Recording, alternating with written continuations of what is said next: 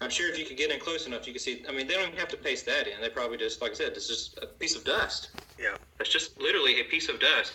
That's the Earth. How do you know that? Just be honest and ask yourself, how do you know that? You don't. There's no way to know.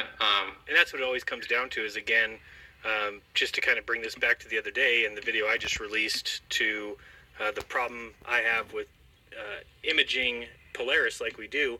And I've already started to hear the rumors going around and what's going to be their comeback. Their comeback is going to be that it's too far to model. The idea of where Polaris is and where the Earth is too far to model. So again, what they're saying is that you have a choice. You can either believe men who tell you the way things are and the where you live, and it's not modelable. It's not able to be modeled. It's not able to be experimented. It's not able to be shown as a test. It is just what they tell you, period. And you can't model it, but you better believe it, because somebody like me who points this out is an idiot because I don't understand the scale when what they're saying the scale is absolutely impossible to show. Of course. That's the But point. it has to be modeled. Has to be. Has to be. Or else it's up to you to believe it. I mean, for me, if you can't show me something, and think of everything that they show us, everything can't be modeled. You can't model the sun, moon, earth system.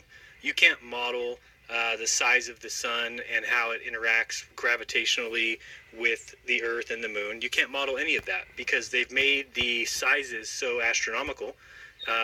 There's that word for you. But they've made it so that it cannot be modeled. And that's why they made the stars as far as they are. Because this way, there's nothing that you can say to disprove them. It comes down to your word versus theirs. They say it is this way. You say it's not. They say, well, sorry, we've got all these scientists who agree. They use, and Globers love to use, the argument from authority. It's a huge fallacy. Right. An argument, whether it's good or not, doesn't matter, where the authority figure comes from. If it's a practical argument, the authority doesn't matter. And that's sadly what we've ingrained in kids in school, is that you're a kid, you're not an authority figure, therefore your question doesn't have any weight.